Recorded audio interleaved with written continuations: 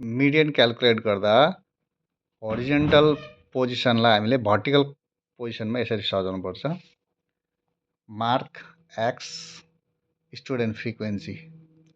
अब त यसमा चाहिँ हामीले कमुलेटिभ फ्रिक्वेन्सी फाइन्ड गर्नुपर्छ। पहिला कमुलेटिभ भनेको चाहिँ जोड्दै जानुपर्छ। फर्स्टमा छ 5 फ्रिक्वेन्सी, सेकेन्डको कमुलेटेड फ्रिक्वेन्सी हुन्छ योसँग यो कमुलेट गर्दा 5 15 20 भयो। 20 + 30 50 भयो। 50 + 8 58 अनि 58 + 2 60। यो चाहिँ एन लेखेर यो चाहिँ हाइस्ट पोइन्ट हो। अन्त मिडियन फाइन्ड गर्दाखेरि त्यसको फर्मुला छ n/2, यानि कि 60/2 भनेको 30। 30th पोजिसनमा कुन चाहिँ हो त्यो चाहिँ अब हामीले ग्राफिकल्ली चाहिँ फाइन्ड गर्नुपर्छ। अब फर्स्टमा 0 to 10 भने 10 हाइस्ट लेभल हो, त्यसको फ्रिक्वेन्सी छ 5।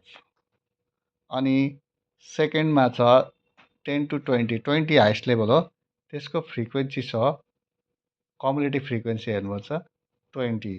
20 कहाँ छ? माथि यहाँ 20 20 भयो। अनि 20 to 30, 30 को चाहिँ कमुलेटिभ फ्रिक्वेन्सी 50 छ। 50 कहाँ छ? माथि 50। अनि त्यसपछि 30 to 40, 30 to 40, 40 को 58, 58 यहाँ।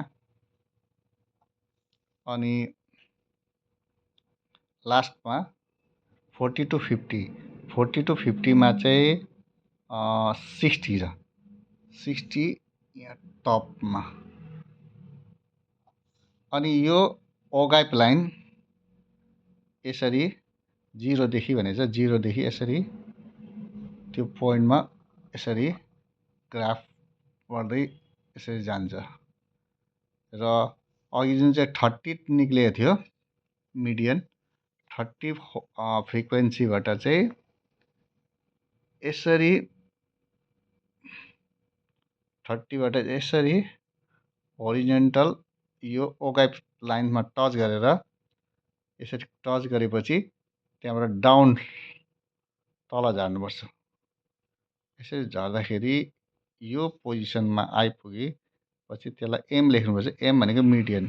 अब यो हुनसक्छ 20 21 22 22 हुनसक्छ।